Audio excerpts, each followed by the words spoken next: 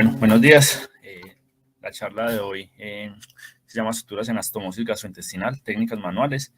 Soy Andrés Patiño, residente de primer año de cirugía general de la UDEA. El asesor para esta charla fue el doctor Germán Cruz. Muchas gracias por la ayuda y por la asesoría. ¿Por qué hablar del tema? La mayoría de las intervenciones de cirugía digestiva, la mayoría implican una anastomosis digestiva. Esta puede ser directamente el origen de complicaciones potencialmente mortales. Por tanto, la técnica de anastomosis digestiva es esencial para prevenir la aparición de fístulas, aunque se sabe que la localización anastomótica y las características del paciente son también con factores claramente identificados. Les voy a hablar brevemente de la historia, histología, cicatrización intestinal, técnicas manuales y conclusiones. Empezando por la historia, la referencia escrita más antigua conocida de la cirugía intestinal la emplearon mandíbulas de hormigas negras para acercar los bordes de las heridas intestinales. De esto se conoce en el siglo VI a.C. por un autor, Shushushtra. Posteriormente, en el siglo XII, describió una intervención Fabricio de Aquadepente, una intervención de reparación intestinal con anastomosis de extremo a extremo. Luego, Lanfranc de Milán, en el siglo XIII, empleó tráqueas de origen animal para conectar segmentos divididos del intestino. Travers, en 1802, observó que las heridas cerradas con suturas que incluían todas las capas de la pared intestinal cicatrizaban bien. Después, en el año 1826, Lambert, conocido ahora mucho porque definió el dogma de afrontar las serosas por inversión de capas digestivas. En esta época, el material utilizado era la seda y el catgut. Posteriormente, Halsted, 1887, demostró la importancia de afrontar la capa submucosa como la única estructura sólida que garantizaba la hermeticidad de la sutura. Hult en 1909 describió los principios del engrapado mecánico intestinal, mientras que existía una marcada tendencia a realizar una sutura en dos planos, la mucosa con sutura continua y luego la ceromuscular con puntos separados. La firme insistencia de este autor, Pierre Jordan, permitió el desarrollo de la sutura en un plano que, según el autor, ofrecía una buena resistencia. Varios años después, en Estados Unidos, Orr demostró con claridad en 1969 que la sutura continua en un solo plano era eficaz y segura. Este planteamiento fue confirmado por otros autores posteriormente, y los trabajos sobre la técnica manual se desarrollaron hasta las décadas de 1980 y se centraron tanto en el material que se debían utilizar como en la forma de afrontar las capas digestivas. De forma paralela, el desarrollo de la sutura manual, la técnica mecánica también fue un objeto de muchos trabajos, pero se hablará de eso en otra charla. Importante, la pared intestinal se compone de 4 capas: la serosa, la muscular propia, la submucosa y la mucosa. La serosa es la capa más externa del intestino delgado y consta de peritoneo visceral, una capa de células mesopiteliales planas que rodea el yeyuno y el ilion y la cara anterior del duodeno. La capa muscular propia está formada por 2 capas de músculo liso, una capa longitudinal, una externa y fina capa y una interna que es más gruesa. Y las células ganglionares del plexo mientérico de Auerbach se interponen entre estas 2 capas y envían fibras nerviosas a estas 2 capas. La submucosa, parte importante de la pared intestinal, está integrada por un tejido conjuntivo fibroelástico que contiene tanto vasos sanguíneos como nervios. Es el componente más fuerte de la pared intestinal. Contiene redes complejas de vasos linfáticos, arteriolas, vénulas y un plexo extenso de fibras nerviosas y células ganglionares, que sería el plexo de Meissner. En cuanto a generalidades, hay múltiples indicaciones de anastomos para hacer anastomosis intestinales. Tenemos restricciones de tumores gastrointestinales, isquemia intestinal, trauma, perforación, hernias estranguladas, fístulas intestinales, úlceras, estenosis. Hay unas contraindicaciones que pueden ser absolutas o relativas. Las absolutas es tener una inadecuada irrigación sanguínea, pero tenemos varias indicaciones relativas, como la sepsis abdominal, la inestabilidad hemodinámica, la enfermedad inflamatoria intestinal y la desnutrición, que nos pone a pensar si es prudente o no realizar la anastomosis. En cuanto a la cicatrización de una anastomosis digestiva, se realiza mediante procesos de regeneración tisular que responden a las leyes generales de la inflamación. No depende solamente de la técnica de la sutura. Se crea en 3 etapas sucesivas, que es una fase inflamatoria, una fase proliferativa y migratoria y una fase de maduración. En En la primera fase, en la fase inflamatoria, hay un infiltrado hematoso difuso secundario a la respuesta vascular al traumatismo. Después de la formación inmediata de un coágulo plaquetario, hay una vasodilatación secundaria que permite la llegada de sustancias proinflamatorias como histamina y prostaglandinas y liberación de sustancias proteolíticas. En las horas siguientes se produce una llegada de células de varios tipos, polimorfonucleares, neutrófilos, macrófagos y después fibroblastos que proceden del tejido intersticial y que se diferencian localmente para producir fibrino, que es un elemento clave en la cicatrización intestinal. A continuación se forma un tejido de granulación que da lugar a una esclerosis cicatricial, lo que permite la restitución o una cicatriz local. La repetilización comienza muy precozmente, alrededor de 24 horas después del trauma. La capa mucosa y la membrana basal se engruesan como a nivel de la herida y las células basales migran hacia dicha herida. Se dividen y producen pues, células hijas.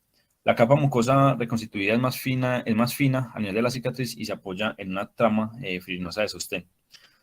Se debe tener presente eh, que en esta primera fase de la respuesta inflamatoria, la anastomosis intestinal depende completamente del sello mecánico, ya sea por suturas o por engrapadoras, y en la segunda fase, que empieza más o menos del quinto al séptimo día después de la sección y la anastomosis intestinal, existe una proliferación de fibroblastos y síntesis de colágeno que se convierte luego en el trabajo pues, como dominante, que viene pues de la parte proximal del intestino, que viene a rellenar como todo ese trauma. Como ya dije, el componente mucoso de la anastomosis gastrointestinal se da por migración y hiperplasia de células epiteliales, cubren el tejido de granulación de la herida y así se sellan el defecto y crean una barrera luminal. Ese sellado se puede completar en tan solo 3 días en las anastomosis gastrointestinales si los bordes están directamente opuestos. No hay eversión e inversión de la mucosa porque eso retrasa este proceso. La serosa consiste en una fina capa de tejido conectivo con la que cubre la muscular externa. Está cubierto en su parte posterior por el revestimiento mesotelial de la cavidad peritoneal. Es necesaria también una buena posición de la serosa para minimizar el riesgo de fuga y lograr se logra mejor esto con un tipo de técnica de sutura invertido. Los segmentos extraperitoneales del tracto gastrointestinal sin una cobertura pues, de serosa carecen de esta protección que da la anastomosis y tienen mayor riesgo de complicaciones y de filtrar, como se ve en el esófago y en el recto, que tienen pues, mayores tasas de filtración. En cuanto a la mucosa colónica, mostró que entre 3 a 5 días hay abundantes células mesenquimales diferenciadas en la capa del músculo liso intestinal que acompañan a la invasión capilar y estas se pueden transformar adicionalmente en músculo liso. Entonces, para comparar la cicatrización del tracto gastrointestinal en respecto a la piel, se ve que la ganancia de fuerza de las heridas intestinales en condiciones normales es mucho más rápido que en las heridas cutáneas.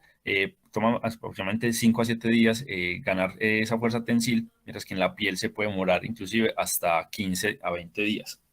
Segundo, el músculo liso y los fibroblastos que fabrican colágeno en el tracto gastrointestinal, lo que le da más fuerza y más rapidez a la cicatrización intestinal, lo que en la piel solamente los fibroblastos son los que producen el colágeno. Y en la serosa da una protección extra.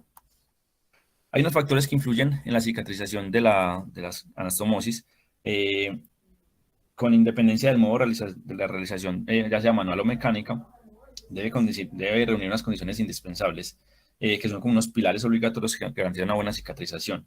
En cuanto a los factores locales, la discontinuidad parietal es indudablemente el elemento que más depende de la técnica quirúrgica.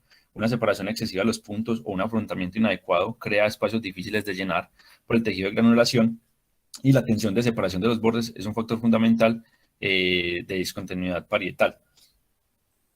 Todo esto se ve favorecido por el edema inflamatorio que produce tras la sutura y eso puede alterar también la discontinuidad de los bordes. La neovascularización local es directamente responsable de la magnitud del proceso inflamatorio. Fenómenos isquémicos locales como exceso de coagulación, traumatismos repetidos de la aguja, pueden alterar como esta neovascularización local. La alteración del tejido de granulación depende de muchos factores, como el grado de necrosis, la inclusión de focos de mucosa y de microorganismos intestinales, la reacción de cuerpo extraño, ya sea por el tipo de sutura o por el tipo de las grapas. Y la infección, que modifica los fenómenos de cicatrización debido a reacciones enzimáticas que alteran la calidad del colágeno local y que pueden aumentar ya sea una fase inflamatoria o no.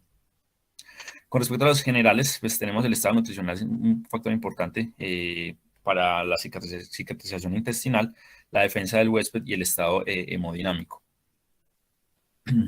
Los aspectos fundamentales de la anastomosis, entonces tenemos que mientras que la hermeticidad suele ser un criterio suficiente de buena cicatrización de una anastomosis vascular, no solamente basta la hermeticidad para una anastomosis digestiva, sino que depende de muchos parámetros.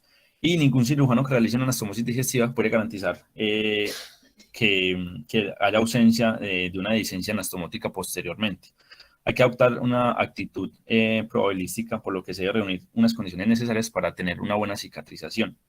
Estos aspectos fundamentales son los siguientes.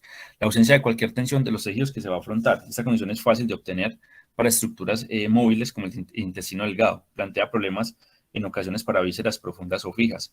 Por ejemplo, en la cirugía cólica requiere con mucha frecuencia una movilización del ángulo cólico izquierdo o maniobras de movilización del colon transverso para llegar al recto. Y eso puede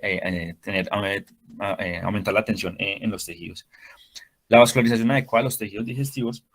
Las superficies de las secciones anastomóticas deben estar bien vascularizadas, tanto desde el punto de vista arterial como venoso. Se puede evaluar de forma visual. Hay algunos equipos que disponen de pruebas con verde de indocianina, que después de su inyección permite identificar mediante una cámara pues, infrarroja las zonas perfectamente vascularizadas de los tejidos. La técnica quirúrgica para anastomosis debe ser de calidad y es el único aspecto en el que el cirujano influye en la calidad de la cicatrización. La verificación de la anastomosis manual se puede hacer con la prueba de hermeticidad al aire con colorante, que es útil, pero no es indispensable para probar una anastomosis. La hemostasia de los segmentos anastomóticos. Se sabe que la hemorragia local puede activar enzimas y alterar el tejido de granulación local, lo que puede alterar toda la cicatrización, como lo dije previamente. Y ya el entorno local y general favorables, por ejemplo, la sepsis o condiciones en pacientes con cáncer avanzado, intervenciones urgentes por peritonitis generalizada o una oclusión intestinal, presencia de factores de inmunodepresión del paciente, como tabaquismo, diabetes, corticoterapia a largo plazo, puede obligar a pensar y no hacer la anastomosis o diferirla por el mayor riesgo de que se complique y pueda filtrar. Con respecto a factores en la fuga de la anastomosis, se sabe que la fuga intestinal es la complicación más temida en la construcción de las anastomosis intestinales y lo que más pensamos y antes de saber, de empezar a hacer la anastomosis, qué factores hay para que fugue. En general, se presenta entre el 1 al 2% de los procedimientos, aumentando la morbilidad, la mortalidad y las días de estancia hospitalario. Todos esos factores que contribuyen a la fuga anastomosis se han dividido en propios del paciente, el estado nutricional, estabilidad hemodinámica, terminaciones intestinales sanas, factores técnicos como la unión, la técnica quirúrgica, la unión ceromuscular, la brecha mesentérica, la ausencia de obstrucción distal de la anastomosis, si hay contaminación fecal o formación de hematoma, el sitio de la anastomosis, como dije anteriormente, las anastomosis esofágicas fugan más que cualquier otra anastomosis, más o menos el 5% en la literatura, o las anastomosis rectales bajas, 4.5 al 8%, por otros factores pues, como son la tensión y el sitio donde está. Y ya alto riesgo de factores que puedan fugar, hacer que fugue una anastomosis, está la anemia, la diabetes, la radiación, la quimioterapia, la inmunosupresión y la enfermedad de Crohn, pues porque alteran ese tejido. En ese estudio, en Egipto, en los hospitales, se logró, comprendido entre 2016 y 2019, se sometieron unos pacientes a anastomosis intestinales para intestino delgado, excepto duodeno y patología y colorectal. Este incluyó 315 casos de anastomosis intestinales. De esos 27 desarrollaron fuga y lo que quisieron ver ellos era cuáles factores habían influenciado en la fuga. Para los autores, después de hacer el análisis multivariado de todos los factores, se dieron cuenta que el tiempo quirúrgico, ya sea por una electiva o emergencia, y el nivel de albúmina eran los factores independientes para aumento de la fuga anastomótica. También decían que el fumar, ¿cierto? Que la inestabilidad hemodinámica aunque sobrepasaba el 1, el intervalo de confianza, que aquí no lo puse, pero daba una tendencia a que daban más riesgo de una filtración de la anastomosis. Con respecto al tipo de material de sutura, pues la sutura ideal, no hay una sutura ideal para ninguna sutura de herida, ¿cierto? Pero el material de sutura ideal sería aquel que presente mínima inflamación y máxima fuerza en la fase de cicatrización. Eh, Todas las suturas que se emplean, tanto en anastomosis intestinales como en otros lugares, son cuerpos extraños para el organismo que generan reacción tisular, que puede ser variable de acuerdo con el material utilizado, siendo la seda, por ejemplo, el material más reactivo. El tipo de sutura seleccionado se basa también en el sitio del tracto gastrointestinal que requiera la anastomosis. La sutura debe ser fuerte para proveer el soporte mecánico necesario a la anastomosis en el periodo crítico de la cicatrización y lo suficientemente fina para minimizar el trauma al tejido. Como suturas no absorbibles se han utilizado en suturas gastrointestinales tanto la seda, el nylon, el polipropileno, el acero inoxidable. Y como suturas absorbibles también se utilizaba en todos sus tiempos el Catgul, el ácido poliglicólico, la poliglactina, la peleoxanona y el poliglutamato o el Max.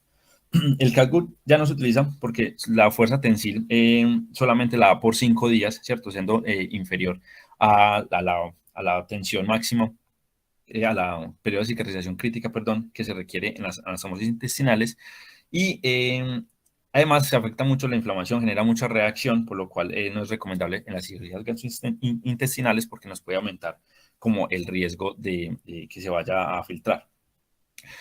Con respecto a las suturas absorbibles, la mayoría retienen el 50% de su fuerza tensil por 2 semanas, son degradadas por hidrólisis, lo cual no son afectadas por enzimas presentes en un ambiente inflamatorio o infectado.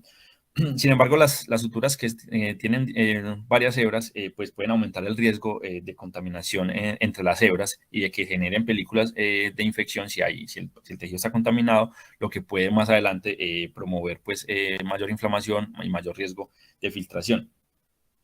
En cuanto en las suturas no absorbibles o de absorción lenta, monofilamentos se acercan más a la sutura ideal, promoviendo la cicatrización de la anastomosis, aunque puede producir también reacción en el tejido por ser un tejido pues extraño.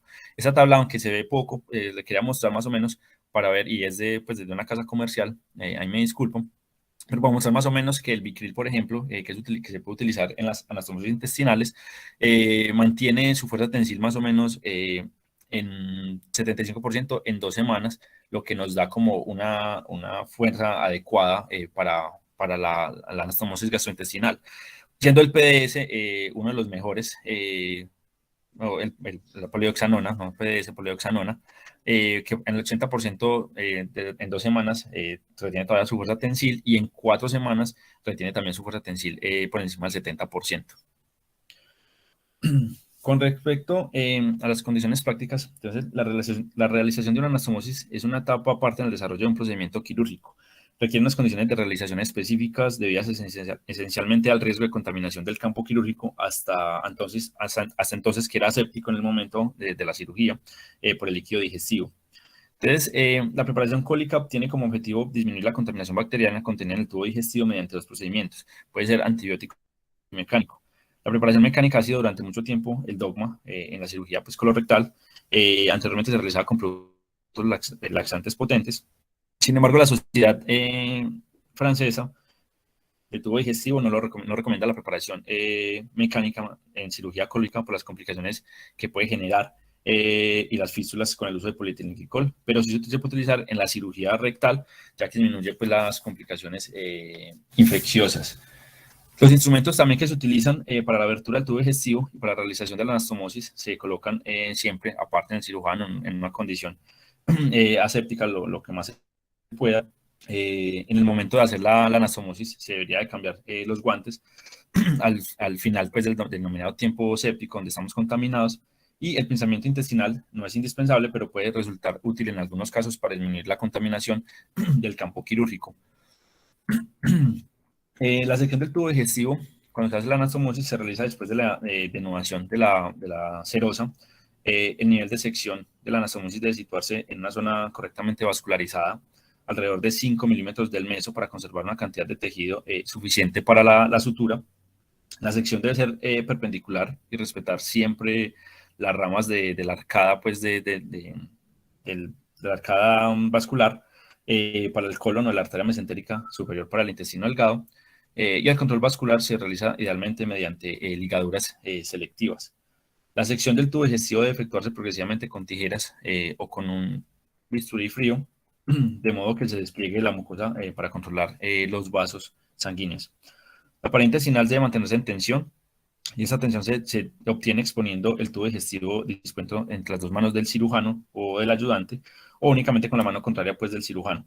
Los vasos de la lámina de la submucosa se deben electrocoagular de forma selectiva con una pinza fina con dientes o con una pinza pues, de Halsted para evitar mayor área de coagulación. Eh, la sección del intestino delgado del colon también puede realizarse de una sola vez con tijeras rectas o con el bisturí eléctrico, siempre manteniendo la tensión en el tejido intestinal y no coagular la pared que perjudicaría la vitalidad de la estructura tisular. La hemostasia de los bordes intestinales debe ser correcta sin tratar de quemar la mucosa. Una hemorragia a este nivel es un signo de excelente vitalidad en cuanto al tejido. Eh, Aunque si empieza a haber sangrado, la sutura intestinal, pues cuando lo vamos a hacer también contribuye a la hemostasia, al afrontar y comprimir pues las capas intestinales. Sin embargo, la hemostasia debe ser generalmente siempre precisa y selectiva. Con respecto también a la posición del cirujano, hay unos aspectos fundamentales, incluso en la época de la mecanización de los procedimientos. Puede realizarse en cualquier circunstancia, solo requiere pues, un portagujas y varias pinzas, pero el método, hay que tener un método fisiológico para realizar la sutura continua, teniendo en cuenta los grados de libertad de la muñeca y del miembro superior. El mejor es el dominado perpendicular, como vemos en esta primera figura, ¿cierto? Tener perpendicular con respecto a los hombros del cirujano. Eh, Cuando la orientación de la línea de la anastomosis se ve restringida por la fijación de condiciones anatómicas, es el cirujano el que debe desplazar siempre como sus hombros y no tanto la muñeca.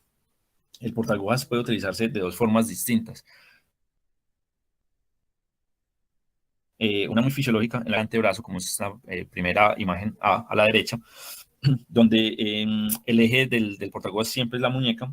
Cuando se realiza con la otra técnica, que es más fisiológica, pues poniendo los dedos sobre el anillo, uno debe hacer una compensación con la muñeca que en ocasiones puede ser más engorroso para manejar el porte y para manejar pues, la sutura de la anastomosis. Cuando se hace la anastomosis, pues siempre se debe iniciar. Dicen que el punto, pues, la forma correcta de hacerla es desde el punto más distal hacia el punto proximal. Si la vamos a hacer, se puede hacer al revés, ¿cierto? Empezar primero por el punto proximal y distal, pero tendría que cambiar la orientación de la forma de pasar el punto. En cuanto a puntos totales extramucosos o en varios planos, eso ha sido el motivo de debate desde hace mucho tiempo. El plano fundamental se sabe que para la solidez de la sutura es el plano submucoso, por tanto, esta es la condición única y fundamental de toda la solidez de una anastomosis digestiva. Cuando se engloba esta capa intestinal específica en el afrontamiento, todas las variaciones técnicas pasan a tener un segundo plano. La realización de estructuras en varios planos no aporta ninguna ventaja respecto al plano único. Asimismo, el punto total, que por definición engloba todas las capas, puede favorecer la necrosis de la mucosa, mientras que el punto denominado extramucoso, pues respeta mejor la mucosa y no tiene como tal esta alteración. Con respecto a la estructura en un plano, el plano submucoso es una estructura sólida, aunque invisible a simple vista. Además, tiende tendencia a retraerse. La realización de la anastomosis en un plano requiere el trabajo combinado con el portagujas y la pinza de disección. Cuando la aguja contacta perpendicularmente con la serosa del primer borde de la sutura, con la pinza de disección se tensa y se desciende ligeramente la mucosa para permitir que la aguja atraviese la capa submucosa. Con la muñeca se empuja la aguja en el sentido de su curvatura para no desgarrar como tal la pared. A continuación se presenta el segundo borde con la pinza de disección con la que se sujeta la cerosa y permite la aguja penetrar a ras de la mucosa y englobar la capa submucosa. Después la punta de la aguja sale a nivel de un surco que se crea ayudando en ocasiones por la pinza para que ejerza un contrapollo. El paso de la aguja de un borde a otro puede realizarse o bien en 2 tiempos o en un tiempo, cuando la presentación de las capas es óptima. Eso ya depende pues mucho de la técnica y la presentación y de la ayuda pues del ayudante.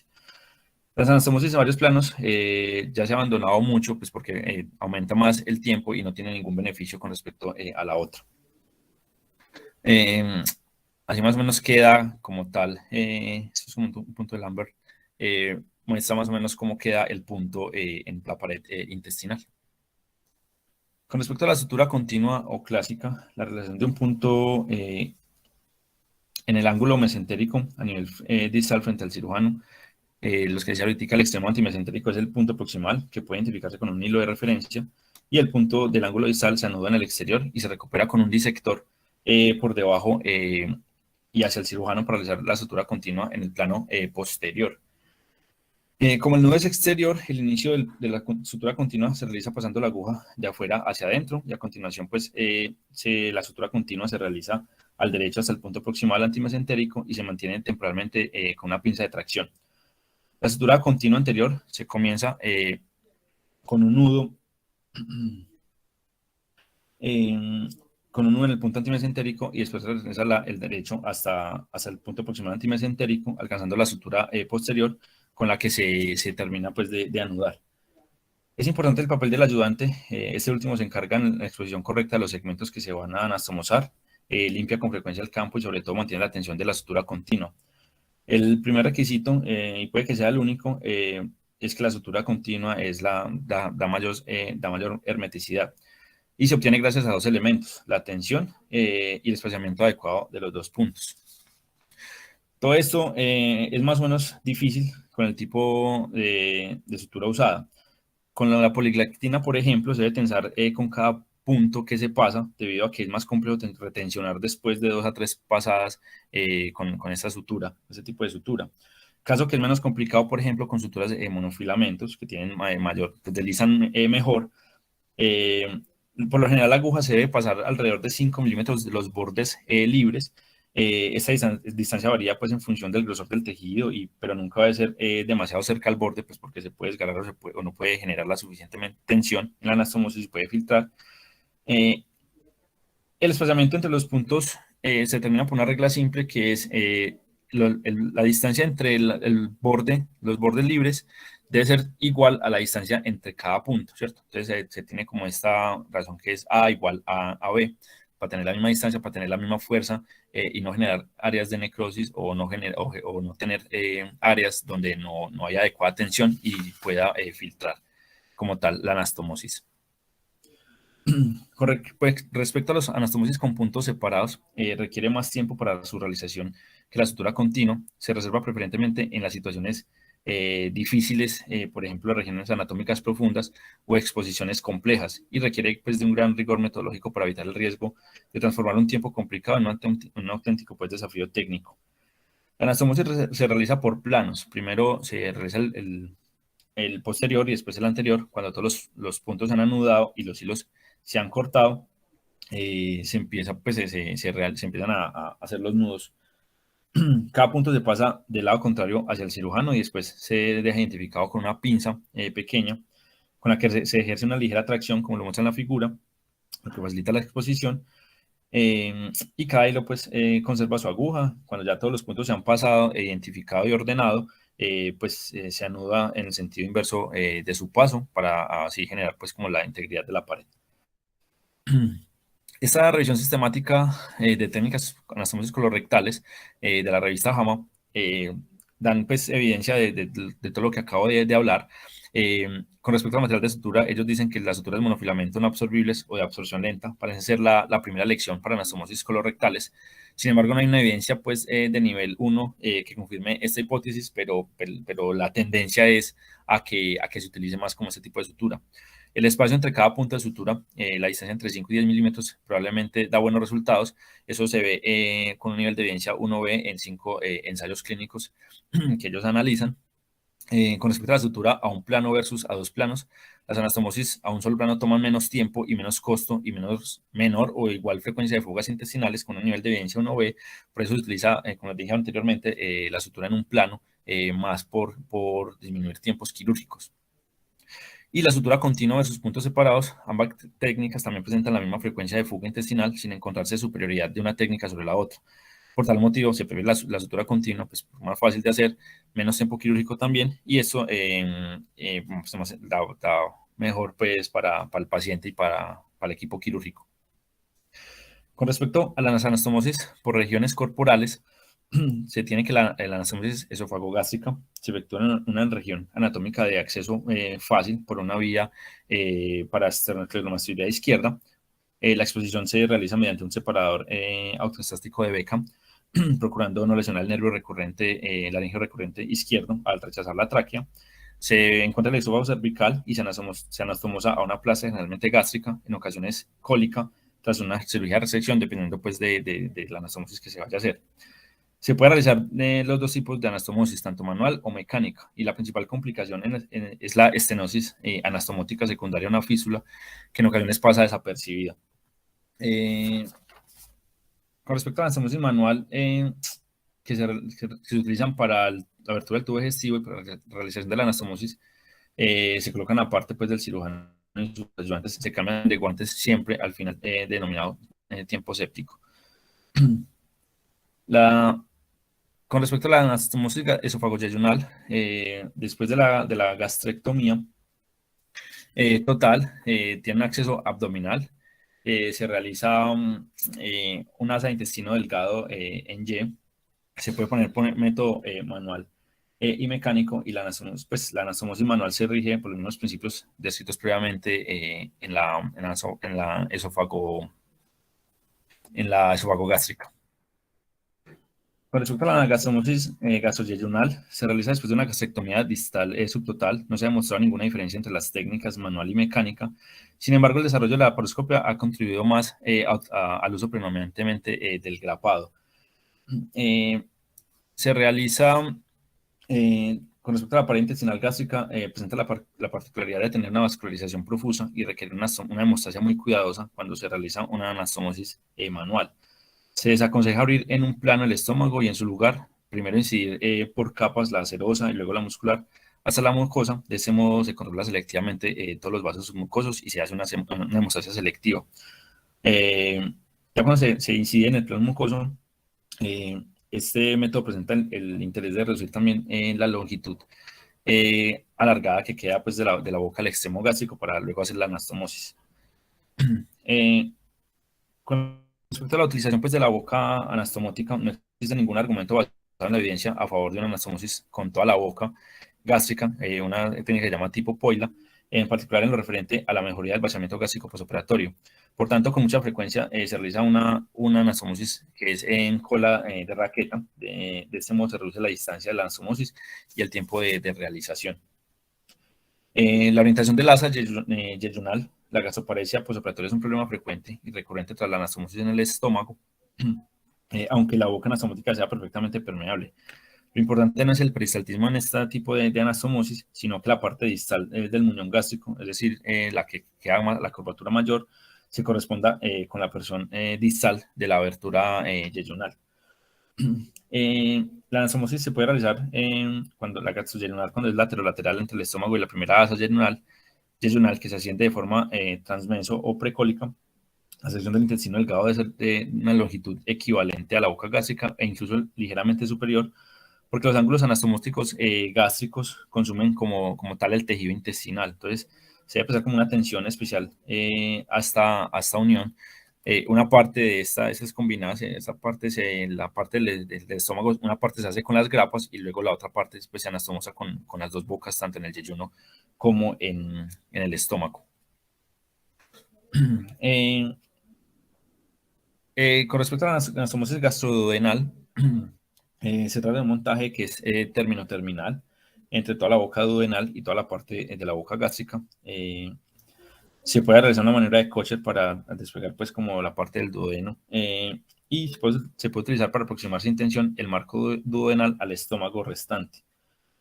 La anastomosis puede realizarse en una forma que es de cola de raqueta, se llama. El plano posterior puede ser difícil y en tal caso es mejor realizarlo con puntos separados, prestando atención particular al punto superior, que es también el punto pues, en el ángulo entre las dos estructuras.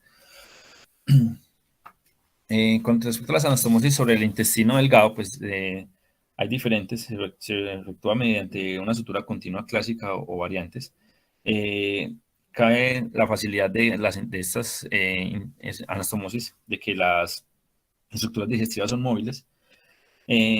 Con respecto a la anastomosis, se llama con respecto a los componentes pues, que se van a unir, y dependiendo si se van a unir en su extremo terminal o lateral. Cuando se implantan las dos bocas terminales, pues sería término terminal. Cuando el asa proximal llega a la parte lateral del intestino, pues la parte distal, que se llama anastomos, ya sería término lateral. O al contrario, sería lateroterminal, cuando la proximal es la que se va a anastomosar con la parte distal. Y cuando los dos están unidos en su forma lateral, pues se llamará laterolateral. La anastomosis ileocólica y colocólica, no se ha mostrado ninguna diferencia pues, entre las técnicas manual y mecánica. La anastomosis tipo laterolateral o terminolateral depende sobre todo de la disparidad pues, del calibre entre el colon y el ilion. Con respecto a la anastomosis manual, la vascularización cólica es de tipo terminal. Las arterias se unen en el borde antimesentérico, como se ve en la imagen, sin una auténtica anastomosis. Por este motivo es lógico realizar la colotomía no en las tenias, porque podría interrumpir la arteriola y el flujo sanguíneo y generar aumento de la filtración por necrosis de la pared, sino hacerla de manera longitudinal. En el borde antimesocólico entre las tenias o perpendicular como tal al eje cólico, como se ven en las líneas azules. Con respecto a la anastomosis colorectal alta e ileorrectal, no se ha demostrado ninguna diferencia entre las técnicas manual y mecánica. Sin embargo, se da prioridad al grapado mecánico cuando se realiza una laparoscopia, como dije previamente. Esta anastomosis se efectúa después de una colectomía izquierda, incluyendo la unión rectosigmoidea. Por tanto, se efectúa pues, a nivel de la porción alta del recto, por encima del fondo de saco de Douglas, una región anatómica que aún todavía es fácil pues, el acceso. En la anastomosis manual de esas dos estructuras, en la mayoría de los casos, puede realizarse mediante una sutura continua clásica tras un descenso completo del ángulo cólico izquierdo. La anastomosis puede ser terminal si se logra la congruencia perfecta, o colorectal lateroterminal cuando el diámetro del recto es excesivo respecto al del colon. Por tanto, este último se cierra a nivel del muñón mediante grapado con una grapadora lineal. Se expone el plano anterior, que se sutura con puntos separados. Se expone el plano anterior, que se sutura con puntos separados. Después se realiza el plano posterior, lo que permite prescindir la pinza y terminar el plano anterior. Con respecto a la anastomosis colorectal baja, su realización es mejor con una sutura mecánica, por lo cual pues, de eso se hablará mejor en la próxima charla. Con respecto a la anastomosis ileorrectal, se realiza después de una colectomía subtotal. Sus características técnicas son idénticas a las descritas a la anterior. La especificidad en estas anastomosis es el riesgo de torsión del asa del intestino delgado, que debe comprobarse siempre sistemáticamente antes de anudar, debido a que existe un gran riesgo de oclusión interna bajo el orificio mesentérico. También se debe cerrar pues, como tal el promontorio. Esta anastomosis colonal y la ileanal siempre se debe realizar de forma manual, o bien directamente entre el tubo digestivo descendido y el margen anal, o bien mediante pues, un reservorio. Hay múltiples pues, técnicas. La colocación del cirujano y la exposición del margen anal son esenciales para el desarrollo correcto de ese tiempo quirúrgico. Toda la zona perineal se cubre con campos y el paciente se coloca en posición de litotomía, con los muslos flexionados, las piernas elevadas. Atención para no estirar como tal el nervio ciático. El margen anal se vierte con puntos simples vertidos anocutáneos dispuestos en cuadrantes, o bien con un separador pues, específico que se llama tipo Lone Star, como se muestra pues, en la figura. La primera condición necesaria para cualquier anastomosis, especialmente colonal, es la ausencia pues, de tensión. Ya para terminar, entonces, les traigo estos artículos. Este artículo del doctor Zanabria, de la Revista Colombiana de Cirugía del 2010, que nos habla de las anastomosis intestinales, tanto manual o mecánica, en un plano o en dos planos, no solamente en cirugía colorectal, pero nos dice que la sutura mecánica versus sutura manual en cirugía de emergencia las divide por enfermedades no traumáticas, enfermedad traumática o cirugía electiva. Enfermedad no traumática muestra pues con un ensayo de 201 pacientes donde la incidencia de filtración fue del 7.5% para mecánica y 8.5% para manual. Nos dice pues que no hay diferencia entre una sutura o la otra, y la única diferencia fue pues el tiempo quirúrgico empleado, siendo mayor para la sutura manual que para el grapado mecánico. En la enfermedad traumática no hay información con respecto a este tema hasta el 2010. Posteriormente se hicieron otras colaboraciones, otras metaanálisis que ya les voy a mostrar, donde tampoco había pues como tal una diferencia. En la cirugía electiva, la anastomosis enteroentéricas, tampoco hay información derivada de revisiones sistemáticas o de buena calidad que exploren como tal esta pregunta. Con respecto a sitios específicos de anastomosis, la anastomosis del ilion y el colon, hay 6 ensayos clínicos que reúnen 955 pacientes. El punto de los que querían ver la licencia de sutura mecánica fue menor que con la sutura manual, mostrando pues un OR 0.34 con un intervalo de confianza de 0.14 a 0.82, con una disminución aproximadamente del 65% del riesgo y un tiempo de realización menor. Ese es ha sido como el único de los temas pues que han ido más como hacia favor del grapado mecánico. Y no daban diferencias pues en cuanto si se trataba de cirugía de cáncer o no. Con respecto a las anastomosis colon, hay 9 RCTs con 1.233 pacientes, donde la licencia fue similar entre los dos grupos, sin contraindicación según la localización de la anastomosis. Sí hubo mayor estenosis en el grupo de la sutura mecánica, con un OR pues, que va de 2.02 a 6.35, especialmente en el grupo de suturas colorectales y extraperitoneales. Con respecto a la sutura en un plano o versus en dos planos, una revisión sistemática, donde dan 6 estudios con 670 participantes, la mayoría pues, fueron de cirugía electiva, pero tampoco hubo diferencia en la frecuencia de licencia de la anastomosis entre los dos grupos, entre realizarla a un plano o dos planos. La calidad no es muy buena, es muy heterogénea estos estudios. Sin embargo, pues nos da también nos corrobora la información en los demás estudios y lo que se ha hablado desde los años 1950 hacia acá sobre utilizar una sutura en un plano o dos planos. Y esa aclaración de Cochrane, que se hizo en el 2019, pues no vamos a los resultados, pero tiene casi las mismas conclusiones de los estudios previos, por lo que en ese momento queda muy a consideración pues, del cirujano la técnica a utilizar, ya que faltarían como más estudios de mayor rigor metodológico para poder dar una conclusión, una recomendación fuerte hacia una u otra técnica. Como conclusiones, entonces, considerar factores siempre del huésped para realizar una anastomosis gastrointestinal. La técnica siempre incluir la submucosa y la serosa en la sutura. Determinar siempre el tipo de anastomosis según la patología y los segmentos intestinales involucrados. La sutura a un plano es rápida e igual efectiva de la sutura a dos planos. No hay diferencias significativas entre una sutura manual y la mecánica. Sí disminuye tiempos quirúrgicos y da facilidad en la técnica. Y falta evidencia científica para decidir qué sutura es mejor, manual o mecánica. Muchas gracias. No sé si tengan preguntas o alguna sugerencia.